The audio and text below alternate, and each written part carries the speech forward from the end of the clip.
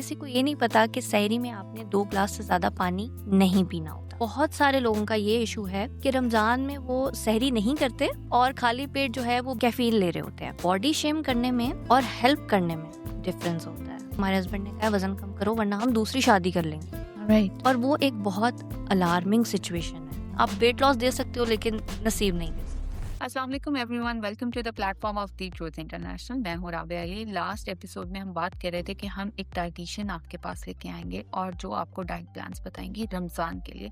रमज़ान में हम किस तरह हाइड्रेटेड रह सकते हैं, अपना वेट कम कर सकते हैं।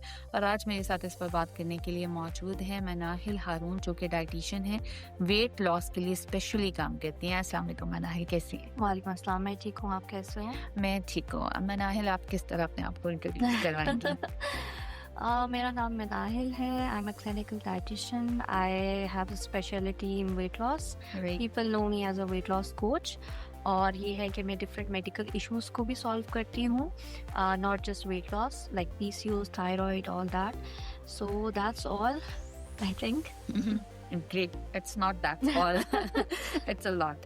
अच्छा, मनाहिल, मैं चाहूँगी आप मुझे बताएं, क्योंकि रमज़ान आ रहा है और हर एक को लगता है कि ये 30 दिन जो है ना, वो लोगों ने अपने टारगेट्स रखे होते हैं कि मैंने वेट भी कम करना है, नींद भी पूरी करनी है और स्पिरिचुअली भी अपने आप को बेहतर लेके चलना है। बहुत सारे लोगों को डाइट की वजह से बहुत सारे प्रॉब्लम्स आ रहे होते हैं, जिसमें गैस्ट्रिक इश्यूज़ हैं, आपके एसिडिटी के इश्यूज़ हैं, फिर डिहाइड्रेटेड रहते हैं लोग। ऑलरेडी मौसम पाकिस्तान में ऐसा है कि आप ना बहुत सर्दी है ना बहुत गर्मी, तो लोग बहुत ज़्यादा पानी भी नहीं पी रहे होते।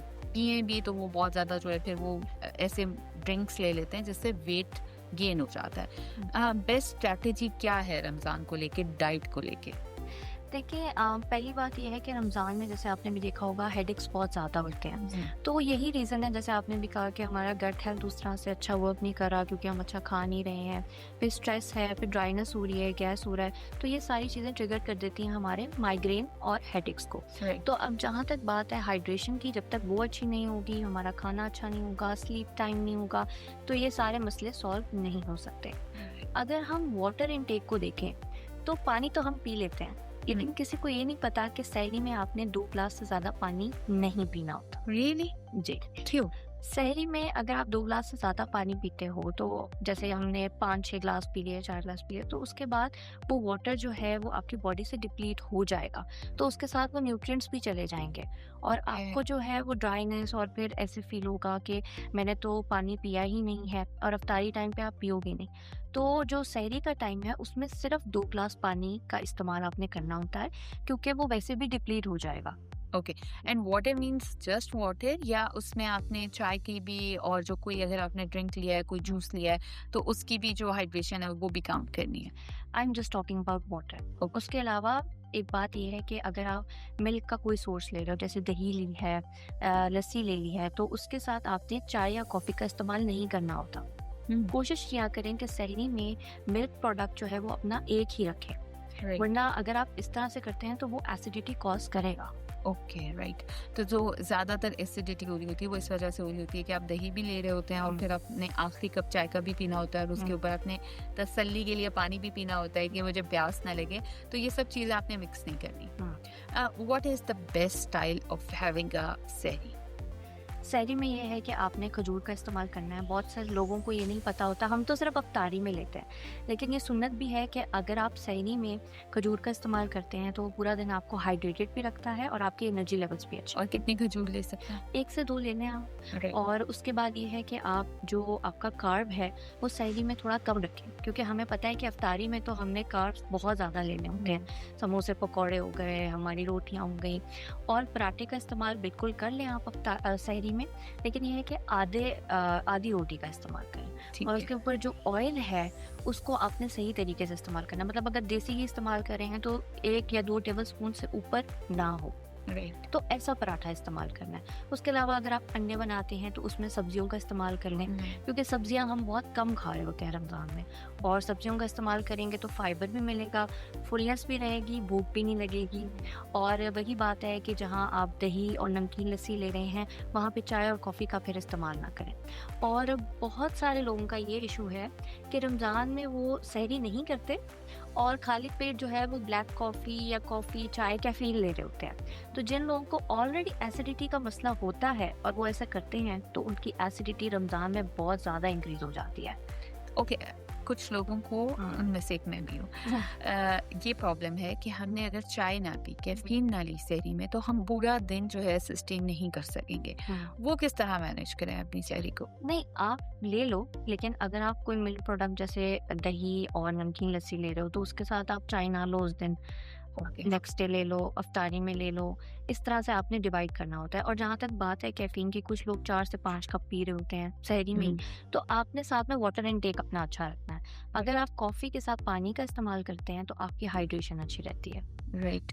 पानी का इस्तेमाल, हर कोई कहता है कि रमज़ान में आपने हाइड्रेटेड रहना है, हाँ। लेकिन पानी को किस तरह डिवाइड किया जाए कि आप डिहाइड्रेटेड ना हो? क्योंकि आपने पानी अफ्तारी में तो आप पी लेते हैं, हाँ। पहले 1-2 ग्लास आपने पी लिए, कुछ हम्म। लोगों को प्यास लगी होती है, उसके बाद आप भूल जाते हैं, फिर हम्म। सहरी में आपको याद आता है आपने 1-2 ग्लास ले लिए। किस तरह अपने आप को रूटीन सेट करें कि आपकी हाइड्रेशन जो है वो कंप्लीट हो जाए? अच्छा, जैसे सहरी में आपने 2 ग्लास पानी लेना है, इससे ज़्यादा नहीं जाएगा। उसके बाद अफ्तारी आती है, जैसे आप अपना फास्ट ब्रेक करते हो, खजूरें ली, फ्रूट्स लिया, उसके बाद आप 2 ग्लास पानी पी लो। उसके बाद आप सूप्स का इस्तेमाल कर लो, या फिर आप सैलड बना लो, उसमें आपको क्यूकम्बर मिल जाएगा, वहाँ से आपकी हाइड्रेशन अच्छी रहेगी। इसके अलावा ये है कि आपने वाटर इनटेक को ट्रैक करना है बाकायदा, कि अच्छा मैंने सहरी में 2 ग्लास ले लिए थे, अफ्तारी के बाद 2 ले लिए, उसके बाद आप अपनी नमाज पढ़ें, उसके बाद फिर 2 ले लें, और रात को सोने से पहले भी 2 ले लें। तो इस तरह से आपके 7 टू 8 ग्लास ऑफ वाटर जो है वो कंप्लीट हो जाएगा। और जो एडिशनल आपको हाइड्रेशन चाहिए वो लेमनेड से आ जाएगी। जैसे हम ड्रिंक्स का इस्तेमाल करते हैं, तो लाल शरबत वाली जो ड्रिंक्स हम बनाते हैं, उसको थोड़ा सा आप अवॉइड करके ऐसी नेचुरल चीज़ों को ऐड करें, जैसे लेमनेड हो गए, मिंट मार्गरीटा हो गया, इन चीज़ों को ऐड करें तो आपकी हाइड्रेशन जो है वो अच्छी रहेगी। अच्छा मनाहिल, ज़्यादातर लोग, जैसे कि आप हैं भी, वेट लॉस के लिए आप कोचिंग करती हैं, हेल्प करती हैं, ज़्यादातर लोगों को मसला आ रहा होता है सहरी में और अफ्तारी में। उनको लगता है अगर हम कुछ नहीं खाएंगे तो हम अच्छे तरीके से वेट लॉस कर सकेंगे। वो हाँ। कैलोरी काउंट की बजाय कैलोरी डेफिशिएंट हो जाते हैं। हाँ। किस तरह अपनी सहरी और अफ्तारी को मैनेज करें, हाइड्रेटेड भी रहें और वज़न भी कम हो जाए? हाँ, इसके लिए मैं आपको छोटा सा प्लान बताती हूँ, जिसमें आप 4 केजी लूज़ कर सकते हैं। आप कैलोरीज अपने बॉडी वेट के मुताबिक मैनेज करेंगे इसमें, और अपना प्रोटीन भी इसमें देख लें। पहली चीज़ ये है कि सहरी स्टार्ट करें, 1 खजूर लें, 1 गिलास पानी ले लिया, उसके बाद आपने आधी रोटी का इस्तेमाल करना है, उस पर 1 टेबलस्पून देसी घी का इस्तेमाल कर लें, 2 अंडे ले लें जर्दी के साथ, और उसमें सब्जियां डाल लें। और उसके साथ ही आपने चाय, कॉफ़ी लेनी है, वो ले लें 100 ml मिल्क की। उसके अंदर स्टेविया का इस्तेमाल कर लें, जो कि शुगर अल्टरनेटिव होता है। साथ में आधा कप नमकीन लस्सी का ले लें या दही का ले लें, अगर आपको बहुत ज़्यादा प्यास लगती है। ठीक है, वैसे तो आपको अवॉइड करना चाहिए कैफीन के साथ, ना ऐड करें ये दही और लस्सी को, लेकिन अगर आपसे नहीं आ जाता तो आप कर भी सकते हैं। उसके बाद जैसे ही आपका अफ्तारी टाइम आता है, 2 खजूरों का इस्तेमाल करें। उसके बाद थोड़ा सा ल्यूक फॉर्म नीम गर्म पानी 2 ग्लास वो पी लें, या फिर सूप का इस्तेमाल कर लें, या यखनी का, लेकिन वो थोड़ा सा गर्म होना चाहिए। राइट। उसके बाद आपने प्रोटीन सोर्स इस्तेमाल करना है। 150-140 ग्राम प्रोटीन आपका जनरल होना चाहिए, और बॉडी वेट के मुताबिक आप अपना प्रोटीन ऐड करें। उसके बाद बात आती है फ्राइड आइटम की, तो कोशिश करें एयर फ्राई आइटम हो या शैलो फ्राई हो जाए। ठीक है, जैसे समोसे, पकौड़े हम खाना पसंद करते हैं, तो 1-2 इस्तेमाल करें, इससे ज़्यादा नहीं। डिनर में रोटी को ख़त्म कर दें, मत लें, क्योंकि आपने अब एयर फ्राई आइटम ले लिया है, समोसा, पकौड़ा 1 या 2, और उसके बाद बस आप सैलड ले लें कोई। That's all. फ्रूट इनटेक कब कर सकते हाँ, फ्रूट इनटेक करें, 2 to 3 फ्रूट्स ले लें इसमें। हैं? लेकिन ये है कि अपने कार्ब्स बस आपने नोट करने होते हैं, कि अगर मैं रोटी ले रही हूँ उस दिन आप अपना फ्रूट ना लें, ओके। और अगर आप किसी दिन आपने ये पकौड़े समोसे नहीं ले रहे, उस दिन आप रोटी ऐड कर लें, राइस ऐड कर लें। तो वेरिएशन आपने ऐड करना है अपनी कैलोरीज को देखते हुए ही। अब जैसे आप कह रहे थे कि बहुत सारे लोग कम खाते हैं, तो उन्हें लगता है कि रमज़ान में हमें तो कुछ एक्स्ट्रा करने की ज़रूरत नहीं है, और फिर रमज़ान के बाद ही उनका 4 से 5 केजी वेट गेन हो जाता है। तो वो बेसिकली इसलिए होता है क्योंकि उन्हें पता ही नहीं है कि वो जो चीज़ वो खा रहे हैं उसकी कितनी कैलोरी है। अब जैसे हमें खजूरों की कैलोरीज नहीं पता, 3 खजूरें अगर आप मजूल लेते हैं तो 200 कैलोरीज आपकी वहीं हो गई हैं। ठीक है। उसके बाद अगर आप ये समोसे, पकौड़े खा रहे हैं, ऑयल में बना के खा रहे हैं, 300 कैलोरी वही हो गई आपकी। उसके बाद आपने बड़ा लार्ज मील ले लिया, 600 कैलोरी तो वही हो गई। हाँ, और फिर आपने ड्रिंक ली है हाँ। और आपने फ्रूट चाट लिया है जिसको हाँ। आपने काउंट ही नहीं किया, हाँ। आपने मील में काउंट ही नहीं किया। हाँ, और फिर सहरी भी अगर आपकी पराठे के साथ थी तो 2000 कैलोरी तो आपकी यहीं पूरी हो गई है। राइट। तो अब मसला ये आता है कि क्योंकि रमज़ान में हम प्रोटीन का इतना इस्तेमाल नहीं करते, तो हमें भूख ज़्यादा लगती है। भूख ज़्यादा लग रही होती है तो हमें लगता है हम कम खा रहे हैं। प्रोटीन का क्या रोल है अगर आपको लगता है कि सहरी और इफ्तारी में प्रॉपर प्रोटीन ली जाए, एग या कबाब या चिकन की फॉर्म में, तो वो क्या आपको कम भूख लगने देती है? हाँ जी, उसका हंगर से बहुत बड़ा रिलेशन है। आपको कम भूख लगती है, आपका मेटाबॉलिज्म बूस्टेड रहता है, प्रोटीन इनटेक पूरी होगी तो आपकी मसल रिकवरी भी अच्छी होगी। प्रोटीन नहीं होगा तो मसल वेस्टिंग बहुत ज़्यादा हो जाएगी रमज़ान में। और रमज़ान में लोग एक्सरसाइज नहीं कर रहे होते, हाँ। उन्हें लगता है कि हम खा पी नहीं रहे और फिर रूटीन इतनी टफ होती है, ज़्यादातर फोकस नमाज़ों पे, तरावी पे होता है। तो क्या एक्सरसाइज करनी चाहिए, वेट लिफ्टिंग वगैरह इंटेंसिव एक्सरसाइजेस कर सकते हैं आप रमज़ान में? अच्छा, रमज़ान में आपने देखना है कि आपके एनर्जी लेवल्स कैसे रहते हैं। कुछ लोग होते हैं वो हाई इंटेंसिटी कर सकते हैं, कुछ लोग थक जाते हैं वो नहीं कर सकते। तो मैं हमेशा क्लाइंट को ये कहती हूँ कि आप कैलोरीज कंट्रोल करो और साथ में लो इंटेंसिटी वर्कआउट हमेशा रमज़ान में रखो, ताकि आप डिहाइड्रेटेड फील ना करो और आपकी टाइमिंग्स ऐसे होने चाहिए जिनकी वजह से आप ज़्यादा एक्सरसाइज कर सको। अब Right. हमारा मसला ये आता है कि हम कहते हैं हमारे पास तो बिल्कुल टाइम है ही नहीं, या फिर हम ऐसे टाइम पे करते हैं जिस टाइम की हमें पता भी नहीं होता कि हमारे एनर्जी लेवल अच्छे हैं नहीं है। बेस्ट टाइम ये है कि इफ्तार से पहले करें, क्योंकि जब हमने 1 घंटे का मार्जिन से हमने वर्कआउट किया, हम थके हुए, प्यास लगी, भूख लगी, फ़ौरन जो है वो अफ्तारी आप कर लोगे तो वो आपको भूख भी नहीं लगेगी और आपकी एनर्जी रिक्वायरमेंट भी। हाँ जी, तो इस तरह से आपने मैनेज करना है। फिजिकल एक्टिविटी को लो रख लें, बेशक वॉक कर लें, लेकिन करें, कुछ ना कुछ ज़रूर करें। और घर के काम फिजिकल एक्टिविटी नहीं होते हैं। ओके, तो फिजिकल एक्टिविटी क्या काउंट करते हैं? अच्छा, आप वॉक कर लें, आप जॉगिंग कर लें, कार्डियो करना है वो कर लें, स्ट्रेंथ ट्रेनिंग भी आ जाएगा। तो फिजिकल एक्टिविटी की बहुत ज़्यादा वेरिएशंस हैं, आपने चूज़ करना है कि आपको कौन से आप कर सकते हो। Right, right. ओके मनाहिल, मैं ये जानना चाहती हूँ कि कुछ लोगों को लगता है कि क्योंकि खजूर सेहतमंद है, हाँ। सेहत के लिए अच्छी है, या योगर्ट सेहत के लिए अच्छी है, तो आप जितनी मर्जी ले लें वो आपको कोई नुकसान नहीं पहुंचाने वाली, या फ्रूट्स की इंटेक आप जितनी भी रख लें वो फ़ायदेमंद ही है। क्या इससे ही है या पोषण कंट्रोल करना बहुत ज़रूरी है? ऐसा बिल्कुल नहीं है, पोषण कंट्रोल बहुत ज़रूरी है। हम खजूर को एज अ स्नैक समझ के खाते हैं और दिन 6-7 तो हम वैसे ही ले लेते हैं। तो इसमें भी अब हमें पता होना चाहिए कि किस खजूर में कितनी कैलोरी है। अगर मैं वेट लॉस के लिहाज से बताऊँ तो अजवा जो है उसमें सबसे कम कैलोरीज होती है, और जो मजूल है हमारे पास उसमें सबसे ज़्यादा कैलोरीज होती हैं। तो अब जैसे अगर किसी ने 3 अजवा लिया है तो इट इक्वल्स टू 1 मजूल डेट। तो वहीं पे अगर आप मजूल जो है वो ज़्यादा ले लेते हो तो आपकी कैलोरीज तो हो गई ज़्यादा। सो आपने देखना है कि किस खजूर में कितनी कैलोरीज हैं। दूसरी बात जो ये है कि जो अजवा है वो आपके शुगर लेवल को इतना स्पाइक नहीं करती, वहीं जो मजूल है वो शुगर लेवल को स्पाइक करती है। ठीक है। अब खजूर, जिन लोगों को ये प्रॉब्लम होता है शुगर स्पाइक का या इंसुलिन रेजिस्टेंस है, उनके लिए बेस्ट ये होता है कि वो खजूर को नट्स के साथ ले लें, हेल्दी फैट्स के साथ ले लें। Okay, right. तो वो इतना उनका शुगर लेवल स्पाइक नहीं करेगा। जहाँ बात आती है दही की, फ्रूट्स तो हम ऐसे खा रहे होते हैं ना कि जी हेल्दी है, नेचुरल है, कुछ होगा ही नहीं। फ्रूट में भी कैलोरीज हैं। अब आपने कैलोरी काउंटिंग को नहीं छोड़ना। आप देखो कि आपने कितने फ्रूट्स ले लिए, अभी आपकी कितनी कैलोरीज होगी, जनरल देख लें। और वही बात जहाँ दही की आती है, तो अब दही जो है वो लो फैट भी है, मीडियम फैट भी हमें मिल जाता है। तो अब दही को हम किस तरह से इस्तेमाल कर रहे हैं वो भी बहुत इम्पोर्टेंट है। राइट। अब जैसे हम लस्सी बनाते हैं, हमने मीठी लस्सी बनाई है तो उसके अंदर हम दही भी डाल दिया, दूध भी डाल दिया, उसके अंदर हमने भर के जो है वो शक्कर डाल दी, ये समझ के कि जी शक्कर में जो है वो कैलोरीज नहीं है, हेल्दी है या कम कैलोरीज है। चीनी और शक्कर सेम कैलोरीज होती है। राइट। तो अब वहीं से आपकी कैलोरी लेवल जो है वो कितना हाई चला गया।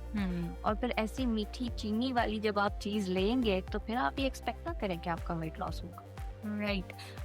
मनाहिल, मुझे ये बताएं कि आप बार बार कैलोरी काउंट की बात करिए, एक आम बंदा जो कि जिसका कोई लेना देना नहीं है इस तरह की चीज़ों से, एक घर में रहने वाली खातून, एक छोटी बच्चियाँ या यंग लड़के किस तरह कैलोरीज काउंट करें अपनी, कहाँ से नॉलेज लें? क्या गूगल पर बस लिखने से काम हो जाएगा? पहले तो अगर आपने देखना है कि पूरे दिन में आपको कितनी कैलोरीज रिक्वायर्ड हैं, तो गूगल पे कैलोरी कैलकुलेटर्स अवेलेबल हैं फॉर ओके, फ्री। वहाँ पे एज डालें, हाइट डालें, आपको बता देता है कि आपकी मेंटेनेंस कितनी है, वेट लॉस पे कितनी लेनी है और वेट गेन पे भी कितनी आपने लेनी है। ठीक ओके, है। राइट, अब उसमें डेफिसिट और ये सारी चीज़ों की बात मैं नहीं करूँगी। मैं एक उस नॉर्मल पर्सन की बात करूँ जिसको इसका भी नॉलेज नहीं है। राइट, तो अब जब बात आएगी कैलोरी काउंटिंग पे, तो एक तरीका तो ये होता है जैसे हम गूगल पे या एआई टूल्स के थ्रू लिख के पूछ लेते हैं कि जी इस फ्रूट में कितनी कैलोरीज, ठीक है, एक राइट, वो जनरल बात हो जाती है। सेकंड, इसके भी एप्स मौजूद हैं। ओके, हाँ। Any app would you like to recommend? MyFitnessPal या कोई भी ऐप आप यूज़ कर सकते हैं। प्ले स्टोर में जाएं, कोई भी कैलोरी काउंटिंग ऐप लिखें, आपको बहुत सारे मिल जाएंगे जो फ्री होते हैं। ओके, वहाँ पे आप पूरे दिन का अपना ट्रैक रखें तो आपको पता चल जाएगा। और अगर आप अफोर्ड कर सकते हैं तो ज़िंदगी में एक बार किसी डाइटिशियन से ज़रूर प्लान बनवाएं। आपको पता चल जाएगा कि मैंने सारी उम्र के लिए कितनी कैलोरीज किस तरह से मैनेज होंगी, और आप बहुत कुछ लर्न करते हैं। राइट। अच्छा, मनाइल, आपने ये बात बहुत अच्छी की है, क्योंकि डिफरेंट बॉडी के जो टाइप होती हैं उनको डिफरेंट किस्म की जो डाइट प्लान्स होते हैं वो सूट करते हैं। कोई जो है वो प्रोटीन डाइट से अपने आप को वज़न कम कर सकते हैं, कोई कीटो से कर सकते हैं। ये जो शॉर्ट या हम ये कहें कि जल्दी से वेट लॉस करने वाले क्रैश डाइट प्लान्स होते हैं, आप इनको रिकमेंड करती हैं? अच्छा, मैं इनको इस सिचुएशन में रिकमेंड करती हूँ, किसी की जल्दी शादी है और उसने बहुत टाइम वेस्ट कर दिया, अब उसके पास 1-2 महीने ही है, ठीक है। लेकिन मैं वार्निंग देती हूँ साथ में कि वज़न वापस आएगा, अभी के लिए आप कर लो। तो जैसे कोई दावत है तो 20-30 डेज़ के लिए आप ट्राई डाइट कर सकते हो, आपको कोई नुकसान नहीं होगा। लेकिन जो लोग करते हैं ना साल-साल के लिए, 2-2 साल के लिए, फिर बाल भी गिरते हैं, नेल्स भी खराब होते हैं, रंग भी डिम हो जाता है, तो 20-30 डेज़ के लिए आपको अलाउड है, आप कर सकते हो क्रैश डाइट। ठीक है, क्रैश डाइट कर सकते हो। और सबसे अच्छी क्रैश डाइट कौन सी?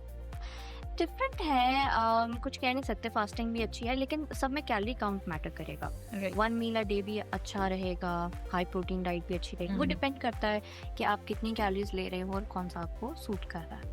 फास्टिंग और इंटरमिटेंट डाइटिंग, हाँ। लोग इसको बहुत को रिलेट कर रहे होते हैं कि ये एक जैसी हैं। जो है, मैं लोगों के दिमाग में प्लान होता है कि अच्छा रमज़ान से शुरू करूँगा और फिर मैं इंटरमिटेंट डाइटिंग पे चला जाऊँगा। क्या ये एक जैसी हैं? इनमें क्या डिफरेंस है? क्या मेन डिफरेंस है? कहाँ लोग गलती कर जाते हैं? लोग ये गलती करते हैं कि वो इसको जो है ना वो लॉन्ग टाइम के लिए प्रोसीड कर लेते हैं। जब आपको कैलोरी मैनेज करना नहीं आता और आप लॉन्ग टाइम के लिए फास्टिंग को प्रोसीड करते हैं, तो आपको डेफिशिएंसीज होना शुरू हो जाती हैं बॉडी में, क्योंकि फास्टिंग एक ऐसी डाइट है जिसमें आपके पास इतना मार्जिन नहीं होगा कि आप अपने सारे न्यूट्रिएंट्स को पूरा कर, ठीक है।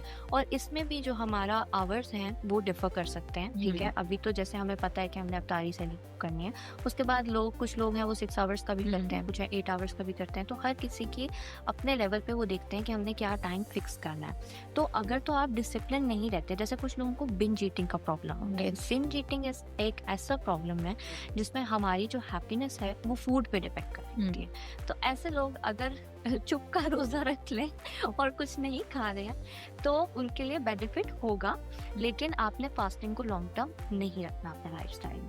सो आप नहीं रिकमेंड करती इंटरमिटेंट डाइटिंग? नहीं, मैं नहीं रेकमेंड करूँगी। 20 to 30 डेज आप करें, इससे ज़्यादा रियली? मनाहिल, आप पहली बंदी हो जो ये कह रही हो कि फास्टिंग पे ज़्यादा देर नहीं जाना, इंटरमिटेंट डाइटिंग को आप रिकमेंड नहीं करती। व्हाई?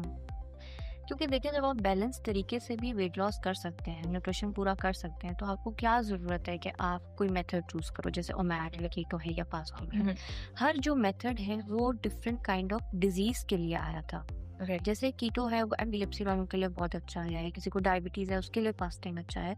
तो हर जो आपका मेडिकल इशू है उसके लिहाज से हम आपको बताते हैं कि कौन सा आपने करना है मेथड, ठीक है। तो हर बॉडी टाइप के लिहाज से देखेंगे, वैसे जो है बैलेंस डाइट वो बेस्ट रहती है।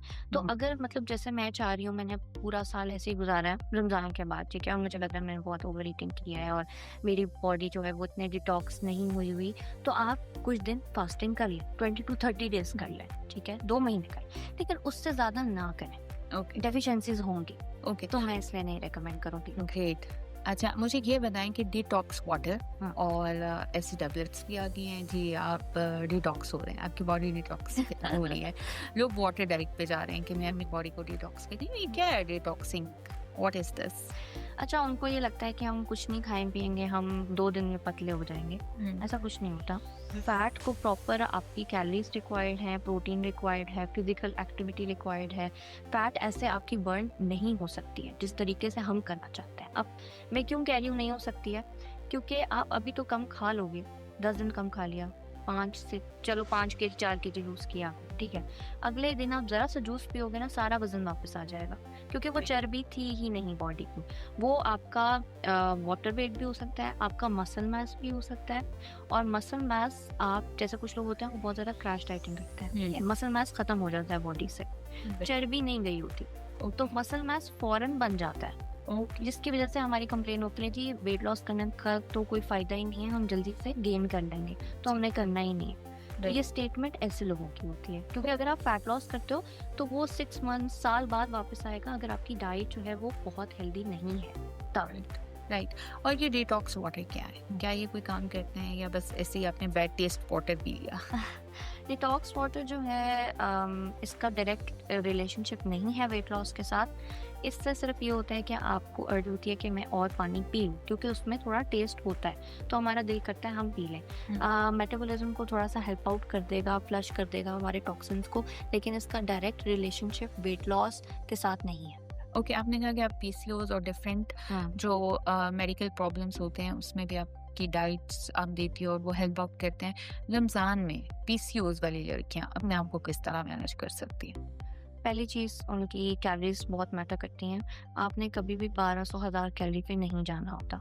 Okay. I am talking about the girls जो 60 केजी की हैं, जो तो 57 54 की ब्रैकेट में है वो तो करेंगी, लेकिन जो 60 केजी के हैं, 70 केजी के हैं या 90, वो 1200 या 1000 की ब्रैकेट में आपने नहीं जाना, ओके। क्योंकि बहुत कम कैलोरीज हैं, आप अपने आप को स्टार्व करने लग जाते हो। जैसे ही बॉडी में स्ट्रेस आता है in the duration of PCOS, आपका पीसीओएस मजीद खराब होता है, ओके। राइट। हीलिंग के बजाय वो खराब हो जाएगा। फिर आपकी इरेगुलरिटी ऑफ पीरियड्स आता है, एक्ने आता है, ये सारे मसले आपके स्टार्ट हो जाते हैं। सो आपने बैलेंस डाइट के साथ ही चलना है। प्रॉपर अपनी कैलोरीज देखें कितनी रिक्वायर्ड है। 90 केजी पे हैं, स्टार्ट कर लें 1800 से, 2000 से, ओके। राइट। सीधा 1000 या 1200 पे लैंड नहीं कर। कितनी कैलोरीज आप कम कर सकते हैं? 100, 200, 300? स्टार्ट में 200 का डेफिसिट दें, फिर 300 का देंगे, लेकिन एकदम ही 600-700 का डेफिसिट मत दें, वो ओके। बॉडी ट्रेन नहीं हुई होती, तो एकदम से स्ट्रेस क्रिएट होता है और वेट स्टक हो जाता है। So it's a long journey for या लॉन्ग, बस समझ आ जाए तो आप कर सकते हो अपने आप को टैकल। राइट। एक और बड़ा प्रॉब्लम जो रमज़ान में लोगों के साथ हो रहा होता है वो है कॉन्स्टिपेशन। उसको हम किस तरह डील कर सकते हैं? अच्छा, कॉन्स्टिपेशन के लिए ये है कि आपने चिया सीड वाटर का इस्तेमाल करना है। 1 to 2 table spoon chia seed आप एक गिलास पानी में रखते हैं। फिर उसके बाद उसको आपने अगेन निकालें, वाटर में डालना, पी लें, या फिर आप दूध में डाल के भी पी सकते हैं। अफ्तारी में आपने सूप, यखनी या नीम गर्म पानी का इस्तेमाल करना है, उसके साथ 2 खजूरें या फिर 2 अंजीर गिलास में। ओके। रात को सोने से पहले आप टेबल स्पून इसबगोल का 1 गिलास पानी में इस्तेमाल कर लें, या अफ्तारी के बाद या जब भी, तो उससे ये सारे स्टेप्स करने से आपकी कॉन्स्टिपेशन जो है वो हीलिंग साइड पे जाएगी। मनाइल, हमने बहुत ज़्यादा रमज़ान के ऊपर बात कर ली, लेकिन you are a weight loss coach. I would like to know कि क्या समटाइम्स लड़कियों के लिए या लड़कों के लिए ये बहुत बड़ा इमोशनल इशू भी बन सकता है, साइकोलॉजिकल इशू भी बन सकता है कि वो मोटे हैं या मोटापा है? हर वक्त हर एक को थिन या ज़ीरो साइज पे क्यों आना है? आने की ज़रूरत नहीं है, लेकिन अगर आपको लगता है कि आपको अपना आप पसंद नहीं आ रहा, लोग आपको बॉडी शेम कर रहे हैं और आप कुछ करना चाहते हैं अपने लिए, तो आप अपना वेट जो है वो मेंटेन कर रहे हैं या थोड़ा सा लूज़ कर लें। और जो लोग ये सुनते भी रहते हैं बातों को, फिर स्ट्रेस में भी आते हैं, अपने लिए कुछ करते भी नहीं हैं, तो फिर कुछ हो भी नहीं सकता, कोई आपकी हेल्प नहीं करेगा। यस, वेट लॉस जर्नी आपने खुद ही करनी है। वेट और लॉस जर्नी आपने खुद ही करनी है, और जो इमोशनल जर्नी आपकी हो जाती है उसमें जाहिर है आपकी सराउंडिंग्स बहुत इम्पैक्ट करती हैं। अगर आपके घर से ही आपको बार बार कहा जा रहा है कि भाई मोटी हो गई हो, निकनेम ही मोटापा रख दिया गया है कि मोटी इधर आना, इस तरह के अल्फाज बार बार जब सुनता है एक बच्चा भी। मेरे पास जो औरतें आती हैं कहती हैं कि हमने अपने बच्चों की वेट लॉस करवाना है, तो मैं उनको पहली चीज़ ये कहती हूँ कि आपने जब सारे बच्चे बैठे हुए हैं ना, तो उनसे कोई चीज़ छीननी नहीं है कि भाई तुम मोटी हो, मुझे ये दे दो, तुमने ये चिप्स नहीं खाने, बाकी बच्चे खा रहे हैं, उनको खाने दो।